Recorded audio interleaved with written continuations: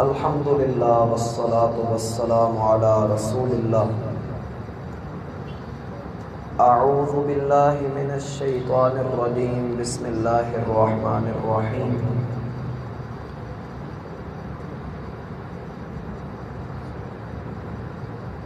احباب ذی وقار،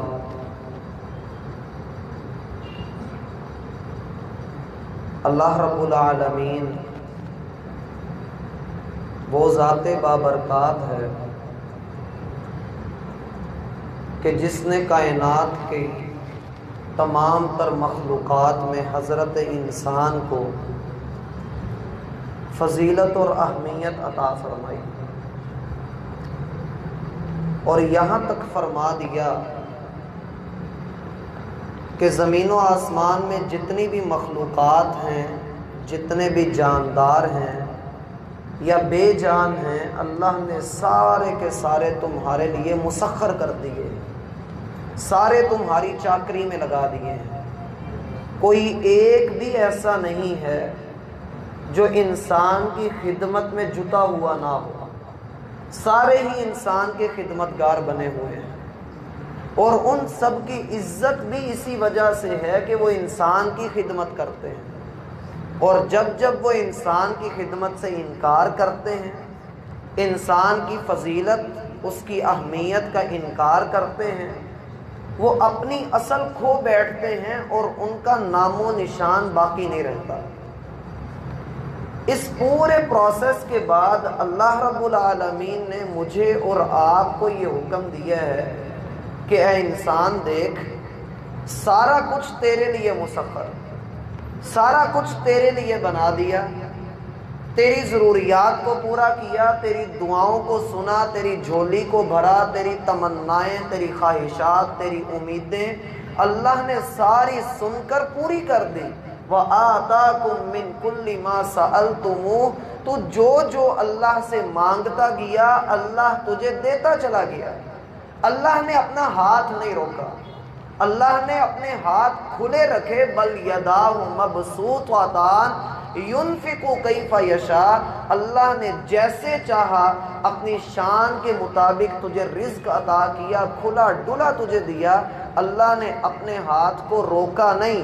اب تجھ پر لازم یہ ہے کہ جب اللہ کے اتنے احسانات ہیں تجھ پر اور ساری مخلوقات تیری چاکری میں لگی ہوئی ہیں، تو اتنا کر کے تو اللہ کا احسان مان کے اپنے آپ کو اللہ کے سامنے جھکا لے، کسی اور کے سامنے نہ جھکا۔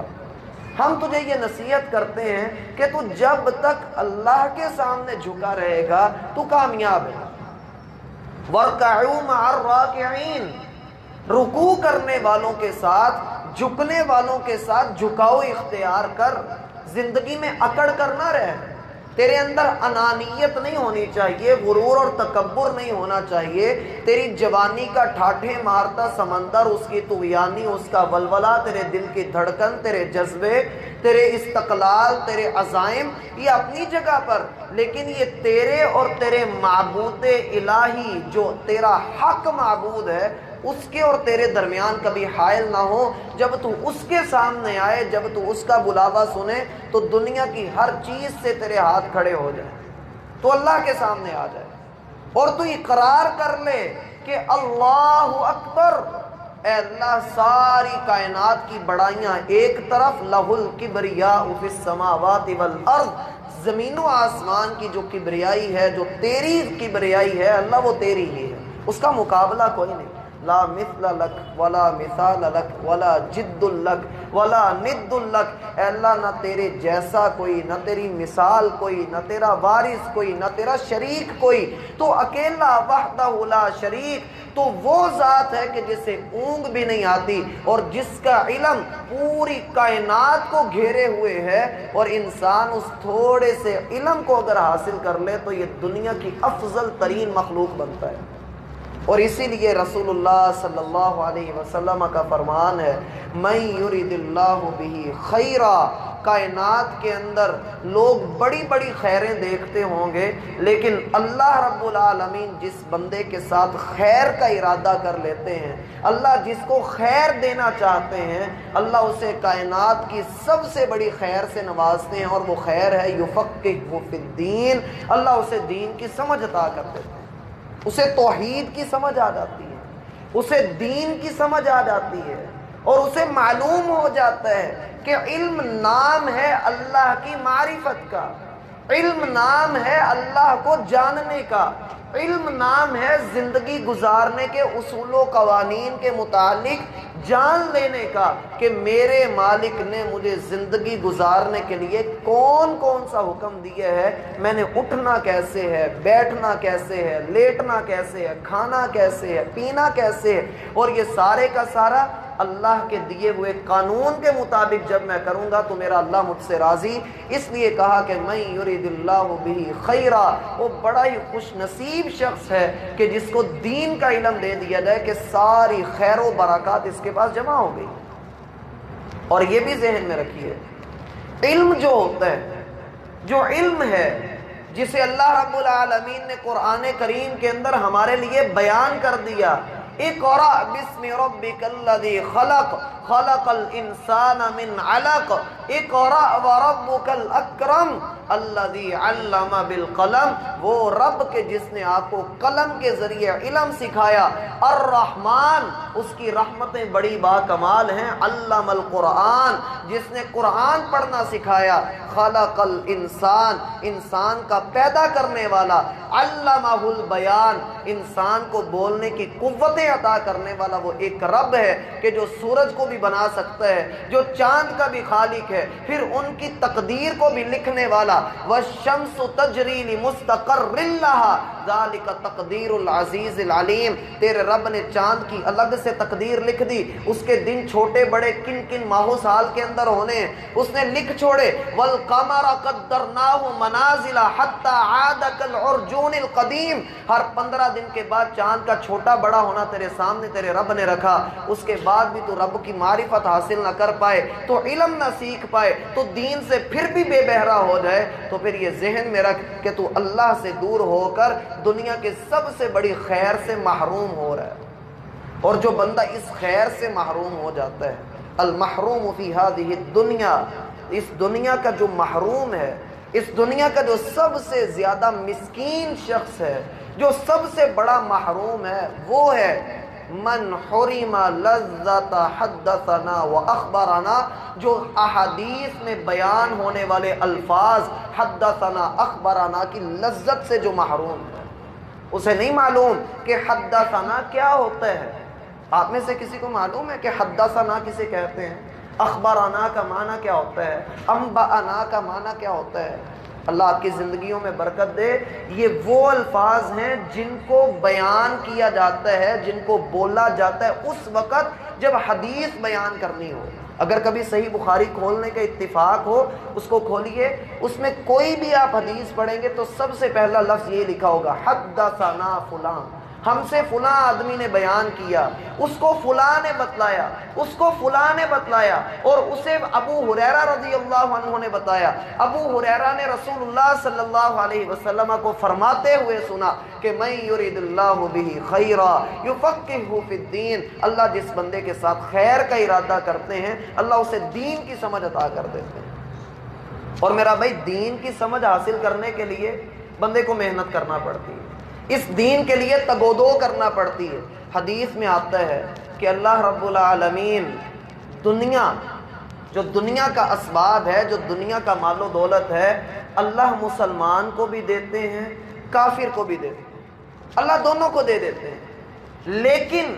اللہ رب العالمین اپنا دین اسی کو دیتے ہیں جس سے اللہ محبت کرتے ہیں اور جو اللہ سے دین مانگتا ہے۔ اللہ سے دعا کریں، اللہم فقہنی فی الدین، اے اللہ مجھے دین کی سمجھ بوجھ عطا کر دے۔ میرا بھائی، ان چیزوں کو سمجھو، اللہ کے لیے اپنے دین کے متعلق علم حاصل کرو اور رکھو اپنے سینے کے اندر۔ یہ علم پتہ ہونا چاہیے کہ اگر سورج گرہن لگ جائے تو نماز کیسے ادا کرتے ہیں، بندے کو معلوم ہونا چاہیے کہ اگر بارش نہیں ہو رہی تو نماز استسقاء کیسے ادا کرنی ہے۔ بندے کو معلوم ہونا چاہیے کہ رسول اللہ صلی اللہ علیہ وسلم کی رات کی نماز کی کیفیت کیا تھی. بندے کو معلوم ہونا چاہیے کہ عبادات میں اللہ کے رسول نے کون کون سی شرائط رکھی ہیں کہ اس کے کرنے کے بعد ہی آپ کی عبادت قبول ہوگی. میرا بھائی بندے کو ان چیزوں کا علم ہونا چاہیے. یہ نہیں ہونا چاہیے کہ بندہ دنیا کا تو ہر علم رکھتا ہو لیکن دین کے متعلق اسے کچھ بھی آتا نہ ہو.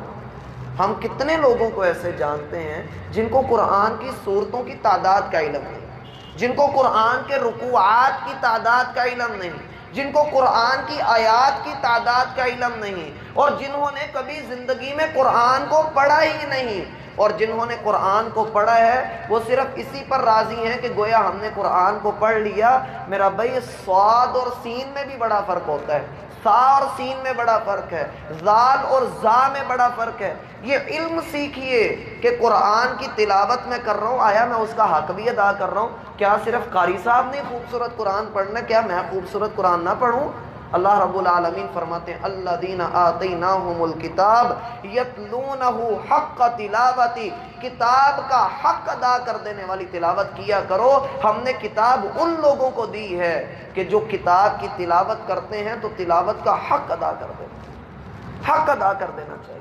بندے کو تجوید کے ساتھ علم سیکھ لینا چاہیے, احادیث کے اوپر غور کرنا چاہیے. ہر کام کے لیے ہمارے پاس وقت موجود ہوتا ہے لیکن ایک اس دین کا علم سیکھنے کے لیے ہمارے پاس وقت موجود نہیں. جبکہ یہ علم وہ علم ہے جس کے متعلق اللہ فرماتے ہیں شاہد اللہ انہ لا الہ الا ہو والملائکہ وَأُولُو الْعِلْمِ قَائِمًا بِالْقِسْطِ. اللہ اس بات کی گواہی دیتا ہے کہ اللہ کے علاوہ کوئی معبود برحق نہیں. فرشتے اس بات کی گواہی دیتے ہیں کہ اللہ کے علاوہ کوئی الہ نہیں, اور علم والے اس بات کی گواہی دیتے ہیں کہ اللہ کے علاوہ کوئی بھی معبود برحق نہیں. اللہ نے اپنے ساتھ علم والوں کا ذکر کیا ہے, اپنے ساتھ, اور اللہ کی شان کتنی بلند ہے. اور پھر رسول اللہ صلی اللہ علیہ وسلم نے یہ بات ارشاد فرمائی مثل ما بعثنی اللہ بالہدی, اللہ رب العالمین نے مجھے جو ہدایت اور جو وحی دے کر بھیجی ہے اس کی مثال ایسی ہے گویا ایک نرم شگفتہ اور بہترین زمین کی مثال ہو کہ بارش اس کے اوپر برستی ہے اور وہ زمین اس پانی کو اپنے اندر جگہ دیتی ہے اور رگ رگ کے اندر اپنے پانی کو لے جاتی ہے, اور پھر تھوڑے ہی عرصے کے بعد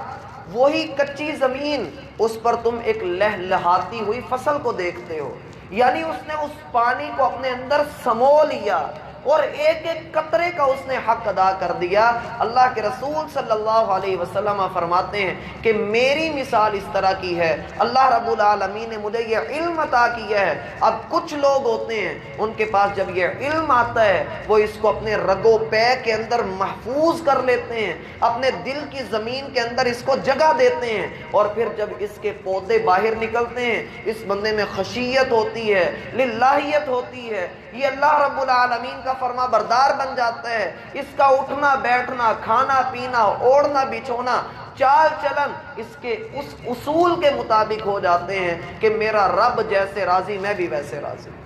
اور دوسرے وہ لوگ ہوتے ہیں کہ جن کو اللہ کے رسول صلی اللہ علیہ وسلم نے فرمایا کہ وہ گویا ایک گڑھے کی طرح ہوں, بارش کا پانی اترتا ہے اور اس گڑھے کے اندر جمع ہو جاتا ہے, وہ اسے اوکھا سوکھا ہو کر وہ زمین سنبھال لیتی ہے.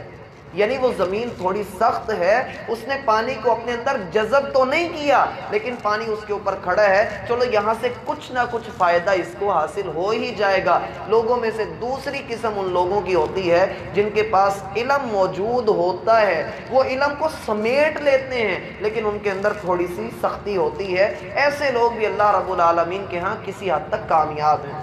اور تیسرے وہ لوگ انتہائی سخت, اس کے اوپر بارش برستی ہے